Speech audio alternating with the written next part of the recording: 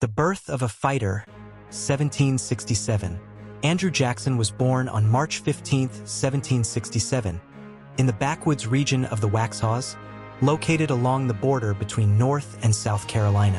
His parents, Andrew and Elizabeth Hutchinson Jackson, were Scots-Irish immigrants who had arrived in the American colonies 2 years earlier, seeking a better life in the New World.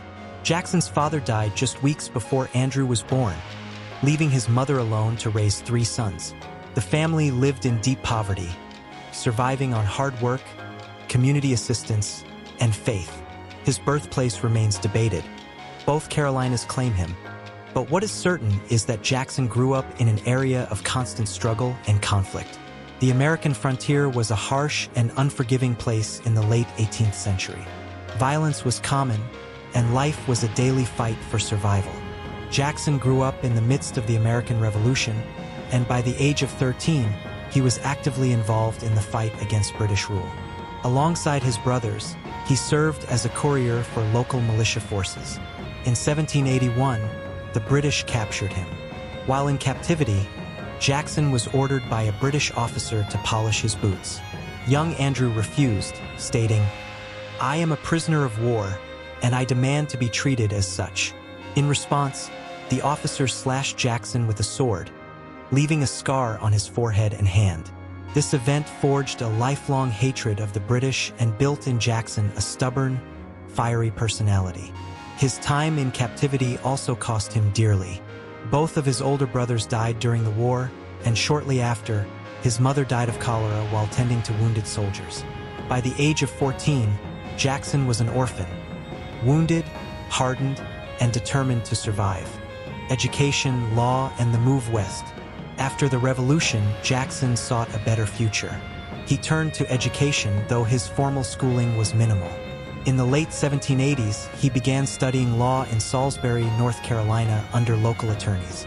His style was raw and unpolished, but his intelligence, charm, and persistence earned him respect. In 1787, he was admitted to the bar. The following year, Jackson moved west to the Tennessee frontier, settling in the growing community of Nashville.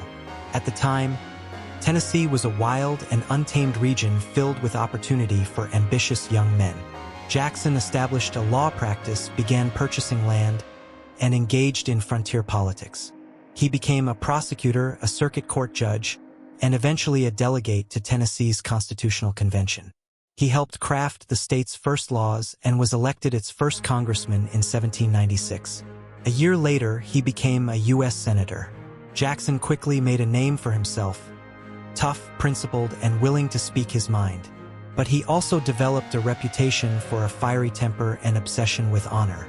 He fought numerous duels, most famously killing Charles Dickinson in 1806 after Dickinson insulted Jackson's wife, the love of his life, Rachel Donaldson. Jackson's personal life was as dramatic as his political one.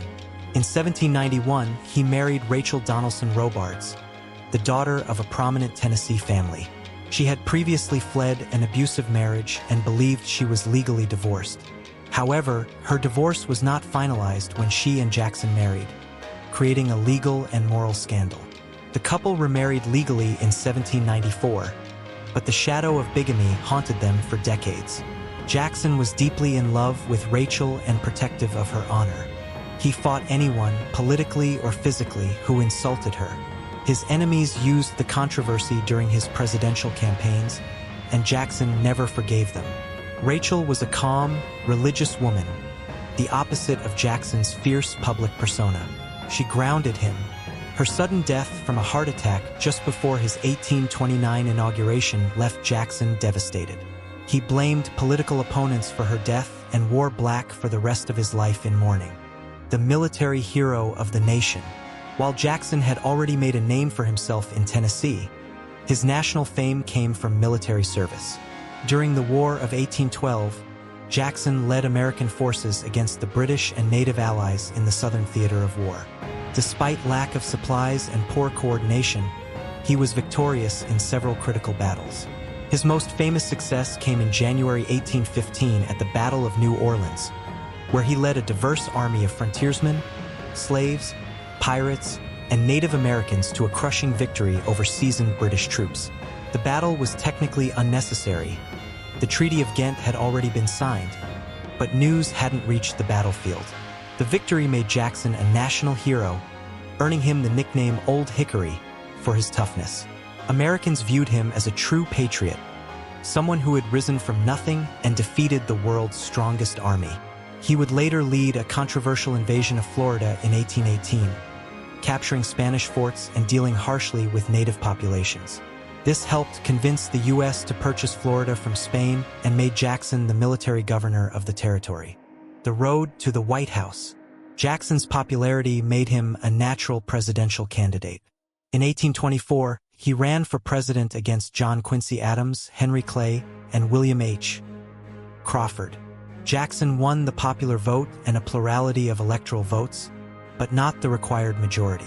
The decision went to the House of Representatives, which chose Adams after Clay's support, what Jacksonians called the corrupt bargain. Outraged, Jackson began a 4-year campaign. He built a new political coalition focused on the common man. His supporters founded the Democratic Party, and in 1828, Jackson defeated Adams in a landslide. However, the campaign was vicious. Jackson's enemies attacked Rachel again, calling her immoral. She died of a heart attack weeks after the election. Jackson blamed his political opponents and entered the White House a widower and a warrior. A new kind of president, 1829 to 1837. Jackson's presidency was unlike anything America had seen. He saw himself as a direct representative of the people, not just a servant of Congress. He expanded executive power and used the presidential veto more than all his predecessors combined. Jackson replaced many federal office holders with loyal supporters, a system called the spoils system. Critics called it corrupt, but Jackson defended it as democratic, giving ordinary citizens a voice in government. He ignored Washington's elite and surrounded himself with trusted advisors in the kitchen cabinet. He feuded with his official cabinet members, often dismissing them or sidelining them. Jackson was bold, aggressive, and uncompromising in power. For his supporters, he was a hero. For his critics, a tyrant. Indian removal and the Trail of Tears. One of Jackson's most notorious policies was the Indian Removal Act of 1830. Jackson argued that Native Americans could not survive within American society and should be relocated west of the Mississippi for their own protection. In truth, the policy was driven by land hunger. Settlers and speculators wanted Indian lands in Georgia, Alabama, Mississippi, and Florida. The government negotiated removal treaties, often with corrupt tribal leaders, and forced entire nations to leave their homelands. When the Cherokee Nation challenged removal in court, the Supreme Court ruled in their favor. Jackson reportedly responded, "John Marshall has made his decision. Now let him enforce it." Whether he said it or not, Jackson refused to enforce the ruling. Thousands of Native Americans were forced to walk hundreds of miles, often in winter with little food or shelter. Thousands died. This forced migration became known as the Trail of Tears, a stain on Jackson's legacy. The Bank War. Jackson also waged war against the Second Bank of the United States, a powerful institution he believed favored wealthy elites and corrupted politics. He vetoed its rec harder in 1832 and withdrew federal funds, placing them in state pet banks. The move created short-term economic growth but also contributed to inflation and eventually the Panic of 1837, a devastating financial crash. Jackson defended his actions as a defense of democracy against plutocracy, but the economic turmoil haunted his successor. The nullification crisis. Another major conflict came when South Carolina nullified federal tariffs, claiming the right to reject federal law. Jackson, though a states' rights advocate, saw this as a threat to national unity. He responded with force, issuing a proclamation to the people of South Carolina, asserting federal authority. Congress passed the Force Bill, authorizing military action.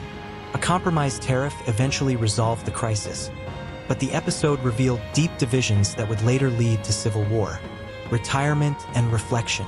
Jackson retired in 1837 to his Tennessee estate, the Hermitage. Though no longer in office, he remained the spiritual leader of the Democratic Party. advising President Martin Van Buren and other leaders. He was in poor health, suffering from chronic pain, lung infections, and old bullet wounds, but remained active. He spent his time managing the plantation, reading the Bible, receiving visitors, and writing letters. He defended his legacy fiercely, especially regarding Indian removal and the bank. He remained a symbol of rugged American individualism, admired by the common people and despised by elites. Death of a legend, 1845. On June 8, 1845, Andrew Jackson died at age 78 at the Hermitage. His final words were reported to be, "I hope to meet you all in heaven, both white and black." He was buried next to his beloved wife Rachel in the garden they loved. Thousands came to mourn. His death marked the end of an era, the era of the frontier president, the self-made warrior, and the populist champion. The legacy of Andrew Jackson. Andrew Jackson remains one of the most controversial presidents in American history. He was a man of contradictions, a defender of the common man, but a slaveholder, a war hero, but a brutal force against Native Americans, a president who expanded democracy, but ignored the Constitution when it suited him. He founded the modern Democratic Party and transformed the presidency into a powerful symbol of national leadership. His face remains on the $20 bill, though many call for its removal due to his Indian policies. To his admirers, he was a true American, tough, fearless, loyal. To his critics, he was authoritarian, violent, and morally blind. But no one can deny his impact. Andrew Jackson changed the course of American history.